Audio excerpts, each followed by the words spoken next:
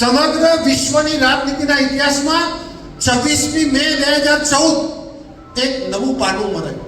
ઇતિહાસમાં એ આખી ગાથાનું એ નવું મુખપૃષ્ઠ ઉમેર્યું અને રાજનીતિની દિશા અને દશા બદલાઈ ગઈ.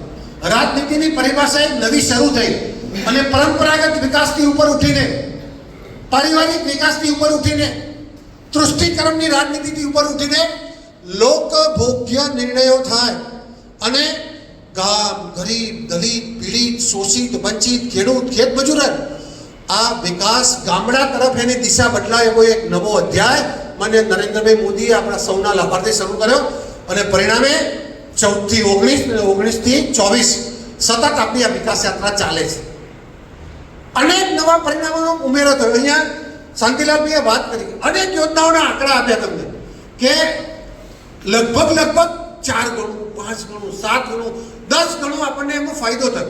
એ રોડની વાત હોય, એ ઇલેક્ટ્રિસિટીની વાત હોય, એ ઇન્ડસ્ટ્રીની વાત હોય, ખેડૂતની વાત હોય, તો અનેક પરિણામો તમને આંકડાથી આપ્યા છે. હું એને રિપીટ નથી કરતો, પણ 17 વર્ષના એમના સ્વયંસેવકના વિસ્તારકના કાર્યકાળ દરમિયાન એમણે જે મુશ્કેલી અનુભવી, એક કાર્યકર્તા દેશનો વડો બને, રાષ્ટ્રીય સ્વયંસેવક સંઘનો એક કાર્યકર્તા મુખ્યમંત્રી બને, એ જિલ્લા પંચાયતનો પ્રમુખ બને, અને ત્યારે એમાં જે સંવેદનશીલતા આવે, એમાં પોતાના પ્રાણનો ભાવ આવે અને ચલો જલાએ દીપ વહાં જહાં અભી ભી અંધેરા હૈ, જે મૂળ મંત્ર હતો દીનદયાળજીનો, શ્યામાપ્રસાદ મુખર્જીનો, આ વાત જે હતી અંત્યોદયના મંત્રને સાર્થક કરવાની, એ ભારતીય જનતા પાર્ટીના કાર્યકર્તાઓ જ્યારે સત્તામાં આવ્યા, જ્યારે જવાબદારીમાં આવ્યા, અને ત્યારે એને અક્ષરશઃ જમીન ઉપર ઉતારવાનું કામ થયું. જો વિકાસની પરિભાષાને એક શબ્દમાં કહેવું હોય તો એ પ્રમાણેનું કામ થયું કે અંતિમ પંક્તિના વ્યક્તિના જીવનમાં ઉજાસ આવે,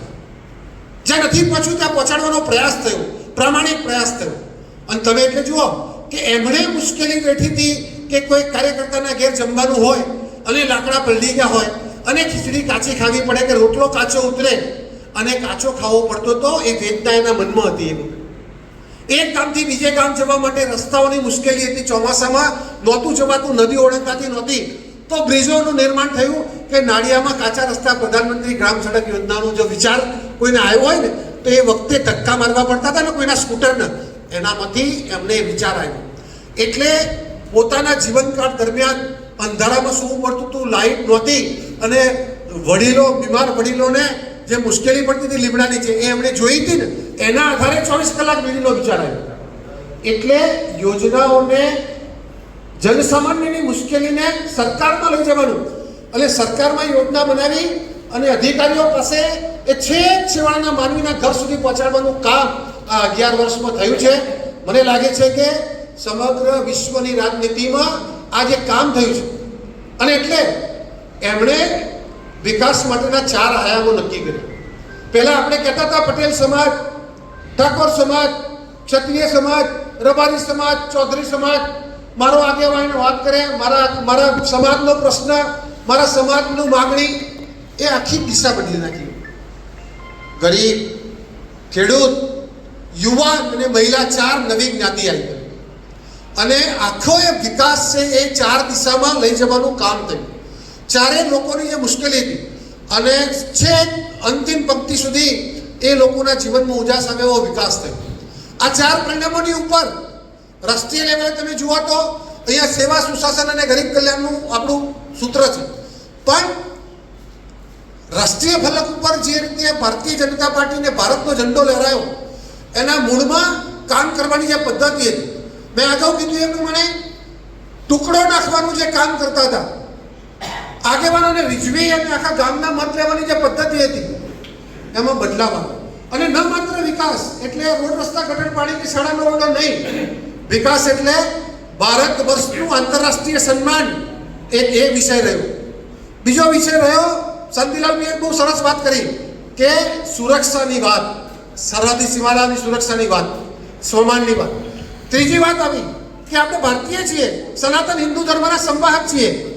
આપણી સંસ્કૃતિ એ સંસ્કૃતિ છે કે જેના માટે સંતો પણ એવું કહે છે કે રોમ મિસર સબ મિટ ગયે, કુછ બાત હૈ એસી કે હસ્તી મિટતી નહીં અમારી. આ સંસ્કૃતિમાં એવું પડેલું છે કે અંગ્રેજોએ અથાગ પ્રયત્નો કર્યા, મરાઠાઓ, મોગલોએ, શકોએ, હુણોએ આ સંસ્કૃતિનો નાશ કરવાનો અનેક પ્રયત્ન કર્યો, પણ આ સનાતન હિન્દુ સંસ્કૃતિમાં એટલું બધું પડેલું છે કે એનો નાશ ના કરી શકાય. એટલે આપણી પરંપરાગત જે સંસ્કૃતિ હતી એને જાળવી રાખવા માટે આપણી પૂજા પદ્ધતિ અને આપણા ધાર્મિક જે સ્થાનો છે એનો જીર્ણોદ્ધાર કરવાનું પણ છેક દિલ્હીથી રામ મંદિર શરૂ કરી અને મહાકાળી માતાના મંદિર સુધી આપણે એક કામ પણ પૂરું કર્યું. અને પછી આ ગરીબ કલ્યાણના 4 આયામો, એટલે આખી એ વાતને જો તમે લો તો રાજનીતિમાં 25 વર્ષ પહેલા 40 વર્ષ પહેલાના બધા બેઠેલા લોકોને કિસાન સન્માન નિધિ શું કહેવાય, 0% વ્યાજે ધિરાણ શું કહેવાય, કે શૌચાલયની ચિંતા, ઘરની ચિંતા, એમાં ગેસના કનેક્શનની ચિંતા, એમાં ઇલેક્ટ્રિકના કનેક્શનની ચિંતા, એમાં નળના કનેક્શનની ચિંતા, કે તમારા પરિવારના સ્વજનો બીમાર પડે તો એને મફત સારવારની ચિંતા. આ બધા વિષયો તો હતા જ નહીં. પૂછો આ બધા બેઠા કંઈ તમારા ભાઈ આવતું તો તમે નગરપાલિકાના પ્રમુખ હતા ત્યારે આવું તો નવેસરથી આખું એ પ્રકરણ, આખો સિલેબસ કોર્સ બદલી નાખ્યો મોદી સાહેબ. ઘણું બધું કર્યું છે, પણ એનો ભાવ જો એની વાત કરીએ તો ગામડા તરફ, ગરીબ તરફ અને છેવાડાના માનવી તરફ વિકાસના ફળો લઈ જવાનું કામ જો કોઈએ કર્યું હોય તો હિન્દુસ્તાનની રાજનીતિમાં પહેલો પ્રયાસ અટલ બિહારી વાજપેયીજીએ કર્યો અને પછી એને પૂરું કરવાનું કામ આદરણીય નરેન્દ્રભાઈ મોદી સાહેબની ભારતીય જનતા પાર્ટીની સરકારે. તમે જુઓ કે ભારત ક્યાં ઊભું હતું. હું ઘણી વખત ફોટો જોતો હતો. મનમોહનસિંહ ખૂબ સારા વડાપ્રધાન હતા. એમને બહુ મોટો એક નિર્ણય કર્યો હતો. નિર્ણય નહીં કરવાનો નિર્ણય કયો નિર્ણય જ નહીં કરવાનો. અને આંતરરાષ્ટ્રીય ફલક ઉપર તમે યુટ્યુબ પર નાખજો ભાઈ, તમે યુએન નાખો, બ્રિક્સ નાખો, યુએનએસએફ નાખો, ગેટ્સ નાખો, આ બધી આંતરરાષ્ટ્રીય ફોરમના ફોટા નાખો ને તો તમારે શોધવા પડે કે આપણા વડાપ્રધાન ક્યાં છે. એ તો પાઘડી હતી એટલે દેખાઈ જતા હતા, બાકી જડાય નહીં. અને નરેન્દ્રભાઈ જવાના હોય તો જે લોકો વિઝા નતા આવતા ને એ એરપોર્ટ પર લેવા આવતા થઈ ગયા. વિકાસની આનાથી મોટી વ્યાખ્યા શું હોઈ શકે? અનેક દેશોએ આ નરેન્દ્રભાઈનું રેડ કાર્પેટ સ્વાગત કર્યું. અનેક દેશોએ એના દેશનો સર્વોચ્ચ સન્માન નરેન્દ્રભાઈને આપ્યું. આપણે ભારત રત્ન માટે ઝઘડા ચાલે છે ને, 2 લોકોને મળે વર્ષ, એવા પોતાના દેશના સર્વોચ્ચ સન્માન 18-19 દેશોએ એમને આપ્યા. તમારા છોકરાઓ તમને પગે નહીં લાગતો, પેલા પપુઆ ગિનીના વડાપ્રધાન નરેન્દ્રભાઈને પગે લાગ્યા. લાગે છે છોકરા તમને? એમને જ લાગે? કુછ બાત હૈ એસી કી હસ્તી મિટતી નહીં અમારી. કંઈક પડેલું છે. અમેરિકાની સેનેટમાં સાહેબ ગુણવંતભાઈ જોવા માટેની એન્ટ્રી નહીં તમને. ઇન્ડો અમેરિકનને આપણે કાઢી આપણી જાતને નથી કહેતા, પણ એ લોકો એવું કહે છે. પણ આપણા લોકોને, અમેરિકન સિવાયના લોકોને સેનેટમાં એન્ટ્રી જોવા માટેની નથી. ત્યાં 45 મિનિટ સુધી તમારા નરેન્દ્રભાઈએ ભાષણ કર્યું અને દોડિયાએ 24 વખત ઊભા થઈને તાલીઓ પાડી. આપણો રોડ બને તો જ વિકાસ કહેવાય, ગટર થાય તો જ વિકાસ કહેવાય. આંતરરાષ્ટ્રીય કક્ષા ઉપર નરેન્દ્રભાઈની રાહ જોવી પડે એવી સ્થિતિનું નિર્માણ. પ્રત્યેક સમસ્યાના સમાધાનમાં તમે ઈરાકમાંથી નર્સો લાવવાની વાત હોય, યુક્રેનમાં ઝંડો બતાવે અને તમારા નહીં પાકિસ્તાનના લોકોએ એને જે ઝંડાનો ઉપયોગ કરી અને બહાર આવવાનું કામ થયું. કાલે ઈરાનના યુદ્ધમાં પણ આપણા લોકોને બહાર લાવવાનું કામ ચાલુ થઈ ગયું. બાકીની બાજરી સોસાયટી વાળા આપણને નહીં માનતા, ખબર છે? અશોકજી માના આ સ્થિતિનું વિકાસને કોઈ નાના સ્વરૂપમાં આપણે ભૌતિક વિકાસના સ્વરૂપમાં ના જોવું. તમે સુરક્ષાની વાત એટલા માટે નથી કરતો કે મોટા ભાગની વાત થઈ ગઈ છે, પણ મેં હમણાં એક પોસ્ટ મૂકી હતી વોટ્સએપ ઉપર કે ઘોડો તો સારો જોઈએ પણ અસવાર પણ સારો જોઈએ. ઘણા બધા જૂના મિત્રોનો આવી છે. કેપ્ટન મસ્ત હોય તો જ ટીમ જીતે, ભલે એ ઓછું રમ્યો હોય. અને પાકિસ્તાનની તમામ મિસાઇલો ભારતની એર ડિફેન્સ સિસ્ટમ જે હતી S-400 એને તોડી પાડી. એટલે ડ્રોન પડવા ના દીધું ને. એ એર ડિફેન્સ સિસ્ટમ રશિયાએ આપી લીધી આપણને. S-400 રશિયા પાસેથી લીધેલું. એ જ એર ડિફેન્સ સિસ્ટમ રશિયા પાસે હતી, યુક્રેન એના ઘરમાં જઈને મારી દીધા. તબાહી મચાવી દીધી હમણાં 15 દિવસ પહેલા. એ જ હતી, ઘોડો તો એ જ હતો, અશ્વાસ જુદો હતો, તમારો અશ્વાસ મજબૂત હતો ને એટલે બીજાની ડિફેન્સ સિસ્ટમ આપણા ત્યાં જોરદાર ચાલી ગઈ. એટલે અશ્વાર મજબૂત હોય ને તો જ કામ થાય. તમારો ચૂંટેલો અશ્વાર જે છે ને એ જબરજસ્ત છે. તમે આપણે ઘરનું આ હિતેન્દ્રભાઈ જેવું એમ કે હવે આજે છોડશે નહીં એમ બધાને મનમાં એવું છે ને, બહુ વર્ષે મેર પડ્યો છે. પણ આ પપુઆ ગિનીના વડાપ્રધાન પગે લાગ્યા, આખા વિશ્વએ ફોટો જોયો ને ત્યારે ભારતને નરેન્દ્રભાઈના પગે નતા લાગ્યા, આમાં ભારતીને પગે લાગ્યા. અને ભાજપનું સન્માન હતું, નરેન્દ્રભાઈનું સન્માન નહોતું. નરેન્દ્રભાઈ કોઈ એરપોર્ટ પર લેવા આવે કે રેડ કાર્પેટ સ્વાગત થાય ને એ સન્માન એ ભારતના માધ્યમથી ભારતીય જનતા પાર્ટી તમારા બધાનું સન્માન. વિકાસ એને કહેવાય. તમે ઇન્ટરનેશનલ લેવલ પર ચીફ ઓફ ડિફેન્સ સ્ટાફ બનાવવાનું કામ 75 વર્ષ થઈ ગયા. આઝાદીના અમૃત મહોત્સવમાં તમારે ચીફ ઓફ ડિફેન્સ લાવવો પડે, વન રેન્ક વન પેન્શન લાવવું પડે. 15 દિવસ ચાલેલો દારૂગોળો હતો. 2014માં નરેન્દ્રભાઈએ શાસન લીધું ને ત્યારે જબરજસ્ત રાજનાથસિંહે ચિંતા વ્યક્ત કરી હતી. એનો બહુ મોટો ઇન્ટરવ્યૂ થયો હતો. પછી એ ઇન્ટરવ્યૂ અમારે દબાવવો પડ્યો. 15 દિવસ ચાલેલા બખ્તર નહીં, દારૂગોળો નહીં, પિસ્તોલો નહીં, જીપો નહીં. જો યુદ્ધ થાય ને તો બહુ ખરાબ પરિસ્થિતિ હતી. એવા સંજોગોમાં શાસન લીધું હતું. આજે ભારત વિશ્વની 4થા નંબરની સૌથી મોટી ડિફેન્સ તાકાત બની, 4થા નંબરની સૌથી મોટી. એમણે વાત કરી ને એક સમય હતો આ બધા આપણને ભંગાર આપતા હતા જૂનું. આ પાકિસ્તાનના મિસાઇલો તૂટી પડી ને, ચીને અને તુર્કીએ ભંગાર આપેલી હતી એટલે તૂટી પડી. આપણે પણ સેકન્ડ હેન્ડ લેતા હતા. આજે 23,000 કરોડની નિકાસ કરીને તમારા હાલોલમાં મિસાઇલ બનવા જઈ રહી છે. દાહોદમાં પેલો રેલવે એન્જિનનો ડબ્બો બન્યો ને બુલેટ પ્રૂફ, હાલોલમાં ડિફેન્સ સિસ્ટમ બનવા જઈ રહી છે. એટલે આપણો વિચાર પૂરો થાય ત્યાંથી તો શરૂ થાય ત્યાં, પછી એની અનંત યાત્રા હોય. વિશ્વના કોઈ નેશનલ નેતાને એવો વિચાર ના. હું એક કાર્યક્રમની વાત કરું તમને. 24 કલાક વીજળીનો એક કાર્યક્રમ નીતિનભાઈ સાહેબની અધ્યક્ષતામાં તાપી હોલમાં મિટિંગ થઈ. MS પટેલ સાહેબ હતા, રિટાયર્ડ થઈ ગયા. એ તારા વીજળી વિભાગના વડા. અમે લોકો ખેડૂત પ્રતિનિધિ તરીકે જયેલા અને આગળ બધા અધિકારીઓ, થોડા ધારાસભ્યો, પ્રેઝન્ટેશન થાય, અમે પાછળ બેઠેલા. તે અધિકારીઓ શું કહે ખબર ને, આ મોદી ગોળો થઈ ગયો છે, 24 કલાક તો હોતું છે કાંઈ. આવું તો કંઈ શક્ય બને કે આટલા બધા વર્ષ થઈ જાય, આના મનમાં આને કઈ ખબર ના પડે કે આ ખોટી કવાયત કરે. આવું અમે રૂબરૂ સાંભળેલું. આજે ગુજરાત દેશમાં એકમાત્ર એવું રાજ્ય છે જે 24 કલાક વીજળી, એકમાત્ર એવું રાજ્ય. અને હવે ખેડૂતોને દિવસે વીજળી, સોલર વીજળી, કે કલ્પના કોઈને આવે? 4 લાખ કનેક્શન હતા. આપણા દેશમાં 1960માં ગુજરાતની સ્થાપના થઈ ત્યારથી કરી અને પૂર્ણ સરકાર આપણી 1998માં ફરી બીજી સરકાર આવી એટલે 38 વર્ષમાં 4 લાખ કનેક્શન હતા. આજે 24 લાખ કનેક્શન છે. 30 વર્ષમાં 24 લાખ કનેક્શન. માગો ત્યારે વીજળી.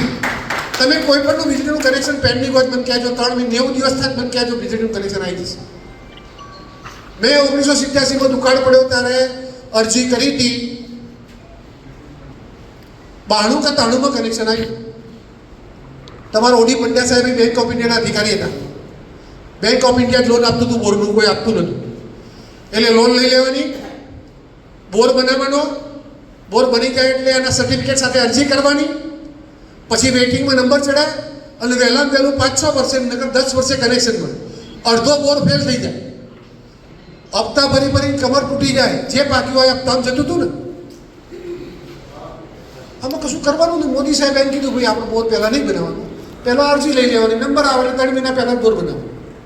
પણ આ મગજમાં જોઈએ ને, કર્યું કેટલો ફેર જશું ભાઈ કે બોર નહીં બનાવવાનું, તમારે ખાલી અરજી કરી દેવાની. તમારો વેઇટિંગમાં નંબર આવે એટલે 3 મહિના પહેલાં તમને GEB કહે છે તમારે બોર બનાવવાનો, 3 મહિના બોર બનાવી દેવાનો. થાય છે ને એવું થાય. 15 થાંભલા, 16 થાંભલા, 20 થાંભલા, 25 થાંભલા કરોબી હતા.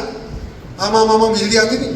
અત્યારે 5ની લિમિટ સરકારે કરી દીધી. 5 સુધી અત્યારે અભિયાન ચાલુ છે. મફત ડીપી આપવાની બધા. તમે આજે ડીપી ભરી જાય બીજા દિવસે ચડી જાય છે. પહેલાં તો ટ્રેક્ટર લઈને લાઈનમાં ઊભું રહેવું પડતું, ખબર છે? તો આ કંઈ નરેન્દ્રભાઈ ઘરનું થોડું કર્યું. અમે બીજો કોઈ ખર્ચો નથી કર્યો. ખાલી બુદ્ધિ વાપરી અને કામ કર્યું છે. એનામાં કંઈક પાવડી હતું. એને ઉદ્યોગ પહેલાંનું ઉદ્યોગોનું હતું, એને ખેડૂતોને એટલે આટલું કર્યું. એટલે યોજનાઓના વિકાસમાં તમે જે ફેર પડ્યો છે એટલે એટલી બધી યોજનાઓની વાત કરવા જઈએ તો થઈ નથી શકે. પણ મારો કહેવાનો ભાવ જ કે એના મનમાં જે ભાવ પડ્યો છે તમારા માટે, એના માટે તમારે રિએક્ટ કરવાનું છે, એટલો જ વિષય છે. તમે અનેક યોજનાઓની વાત કરો તો ચૂંટણી ઢંઢારામાં આપેલા વચનો અમે ટીવી ડિબેટમાં જઈએ તો છેક 2004ના કાઢીએ, કોંગ્રેસના તો હજુ એમને પડ્યા. 4મી સરકાર રહી, 9મી સરકાર રહી. અહીંયા એની 3, 4, 5 રાજ્યોમાં સરકાર પણ છે. તો વાતો ટીવીમાં કરે પણ કશું અમલ નથી થતું. જે ગુજરાતમાં માગણી કરે એ કર્ણાટકમાં થયું ના હોય, પંજાબમાં થયું ના. અહીંયા જે કહીએ છીએ એ કરીએ છીએ, જેનું ખાતમુહૂર્ત કરીએ એનું ઉદ્ઘાટન કરીએ છીએ. અને કિસાન સન્માન નિધિ વાત કોઈ મેનિફેસ્ટોમાં નથી. તમે જોઈ લો, છેલ્લો 1924ના મેનિફેસ્ટોમાં આપણે રોકડા રૂપિયા આપીશું એવી કોઈ વાત કરી હતી? ચલો અમે મફત રેશન આપીશું એવું ક્યાં લખેલું છે? બતાવો કોઈ વકીલ, બતાવો. 24ના મેનિફેસ્ટોમાં બતાવો મફત આપીશું એવું કીધું હતું? 19માં કીધું હતું? આપ્યું ને? ચલો 0% વ્યાજે ધિરાણ કોઈ કે આખા દેશમાં ક્યાંય નથી. દેશમાં 4% છે. મોદી સાહેબે બીજા બધા તો 4% આપે છે, ભૂપેન્દ્રભાઈ બાકીના 4% ભરે છે. આપણે ક્યાં કીધું હતું? કોઈ પાછળનું કોઈને કોઈ કાઢો કે ભાઈ આપણે 0% વ્યાજે ધિરાણ આપીશું એવું કોઈ વાત નથી. તો કહ્યું છે તો કર્યું જ છે. એ સિવાય પણ જરૂરી બધું કર્યું છે. તમે આ ગેસનું કનેક્શન હોય, 4 કરોડ ઘરના ઘરનો આજે આંકડો આવ્યો, 4 કરોડ લોકોને શેલ્ટર મળ્યું. આ દેશ આઝાદ, આપણે 2000 આઝાદ એવો આઝાદ થયો જ કહેવાય. 14માં જ આઝાદ થયો. 67% લોકોને પાણી નતું મળતું પીવાનું, 67% લોકો. અને 50% ગામોમાં વીજળી નથી. 50% ગામો. આપણે ગુજરાતમાં હતું એટલે તમારું મહત્વ નહીં સમજાય. ગામોમાં વીજળી એટલે ઘેર નહીં, ગ્રામ પંચાયતમાં વીજળી નથી. પેલો એક બલ્બ હોય ને એવી 50% ગામોમાં નથી. આ 10 વર્ષમાં પતી ગયું. 99% ગામોમાં પાણી અને 91% ગામોમાં વીજળી પહોંચી ગઈ. આ 10 વર્ષમાં થઈ ગયું. કેવી રીતે થઈ ગયું? એની દાનત હતી, એની લાગણી હતી આ લોકો પાસે. અને ક્યાંક કોઈના હિસાબથી તો લીધા નથી. 15 લાખ રૂપિયા, 15 લાખ કરોડનો ભ્રષ્ટાચાર હતો, બંધ કરી દીધો. આદર્શ સોસાયટી, સ્પેક્ટ્રમ, કલમાડી, કોલસો, એ 12-13 લાખ કરોડ રૂપિયા એક ઝાટકે અને આમાંથી લઈ લીધા. બીજું શું કર્યું? એક ચિઠ્ઠી ફાઇનાન્સ ચાલતું હતું, ચિઠ્ઠી ફાઇનાન્સ. નેતા ચિઠ્ઠી લખી દે એટલે 100 કરોડ આ ઉદ્યોગ, 200 પેલા માલિયાન ફાલિયા બધા ફરે છે ને બહાર, નીરવ મોદી ત્યાં, એમાં બધામાં ચિઠ્ઠીઓ છે. બાત નીકળેગી તો બાત આગે તક જાયગી. આ બધા ચૂપ બેઠા છે ને, ચિદમ્બરમ ને બાકીના લોકો, એ બધાની ચિઠ્ઠીઓ છે એમ કે ભાઈ આના આપજો, આના આપજો. એને 100 કરોડ લીધા હતા, નહીં ભર્યા તો એ બીજા 200 કરોડ આપજો, એ ચિઠ્ઠી છે. સોનિયા ગાંધીની, રાહુલ ગાંધીની, ચિદમ્બરમજીની, અહેમદભાઈની, મનમોહનસિંહની પોતાની, બધા જ નેતાઓની ચિઠ્ઠીઓ છે ધિરાણ આપવાની. ઓફિશિયલ ચિઠ્ઠીઓ છે. નરેન્દ્ર મોદીએ 8.5 લાખ કરોડ લઈ લીધા પાછા. આવા પેલો બેંક કરપ્સી એક્ટ લાયા, બધા લોકોએ ફટાફટ 12-13 લાખ કરોડ રૂપિયા છે. પણ 7.5 તો પેલા આ ચહેરો જોઈને જ પાછા ભરી દીધા લોકોએ, નતા ભરતા. પેલો ભાઈ ગગરા માલિયા ક્યાંથી ખબર છે? ભાઈ પૈસા ભર દઉં, તમે મને આવવા દો એમ. આ અસવાર સારો હોય ને, એકલો ઘોડો ના ચાલે, અસવાર સારો હોય તો જ થાય આ બધી બાબત. એટલે રાષ્ટ્રીય સુરક્ષા, આંતરરાષ્ટ્રીય સન્માન, સાંસ્કૃતિક રાષ્ટ્રવાદની આપણી મજબૂતી. દેશ આઝાદ થયો તે પહેલા 200 વર્ષ સુધી અંગ્રેજોએ રાજ કર્યું. એના પહેલા 1600થી મરાઠાઓ, મોગલો, શકો, હુણો, અનેક સંસ્કૃતિઓ પર રાજ કર્યું. અને અંગ્રેજો જ્યારે 1857ના બળવા પછી ઢીલા પડવા મોડ્યા અને ગાંધીને સરદારની જે બારડોલી સત્યાગ્રહ અને દાંડી સત્યાગ્રહ હતી, એમણે જ્યારે એવું લાગવા માંડ્યું કે હવે ભારતીયોને કાબૂમાં રાખવા કાઢા છે, ત્યારે એક ઉચ્ચ સ્તરીય સમિતિ ઇંગ્લેન્ડમાં મળી. અને ત્યારે નક્કી થયું કે આ લોકોનું જમીન કેટલું છે. કોરડા મારીએ, જેલમાં પૂરી દઈએ, મારીએ, મર્ડર કરી દઈએ તો આ લોકો પાછા કેમ નહીં પડતા એમ. અને ત્યારે જ્હોન મેકોલો નામના એક અંગ્રેજને અહીંયા મોકલ્યો ગયો. એક ફ્રેન્ચ ફિલસૂફ હતો. એને એવું કીધું કે ભારતના વેદો, ઉપનિષદો અને સંસ્કૃતમાં એટલી બધી તાકાત છે ને, એની પૂજા પદ્ધતિમાં અને એની કુળદેવી, કુળદેવતાની આસ્થામાં એટલી બધી તાકાત છે કે જ્યાં સુધી એ માણસ સવારે ઉઠીને એના કુળદેવતાને પગે લાગશે, કે જ્યાં સુધી એ 2 શ્લોકો બોલશે, પૂજા આરતી કરશે, ત્યાં સુધી એનું જમીન તૂટશે નહીં.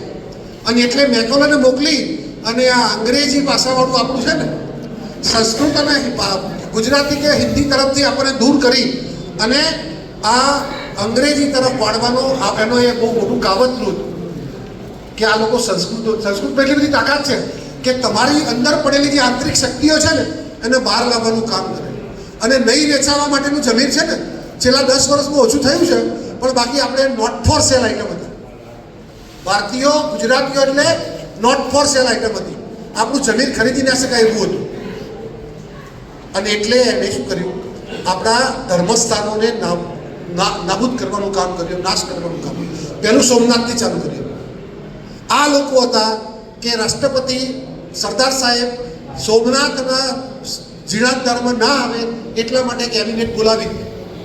અને નરેન્દ્રભાઈ આવ્યા પછી 500 વર્ષનો રામ મંદિરનો પ્રશ્ન આપણે 2.5 એકર જ માગી હતી. આ અસવાર મજબૂત હતો, 61 હેક્ટર ઠોકી લીધી. જેટલી હતી એટલી બધી. અને પેલા લોકો કહ્યું તમે બીજા લઈ લો. એને પણ સારું, આપણે પણ સારું. અને એક પણ ટીપુ લોહીનું ના વસે અને રામ મંદિર બની ગયું. વિશ્વની સૌથી મોટી ધરોહર. કરતારપુર કોરિડોર, કાશી વિશ્વનાથ, ઉજ્જૈન મહાકાલ, અંબાજી, બહુચરાજી. તમે મહાકાળી માતા મંદિરમાં 15 જણા ઉભા ના રહે એવી આરતી થતી હતી. પાવાગઢ કેટલું હતું? 50 જણા ઉભા રહેવું હતું. 5000 જણા ઉભા રહેવું થઈ ગયું. અને જે નાશ કરવા જેવું થોડું હતું એ બધું પણ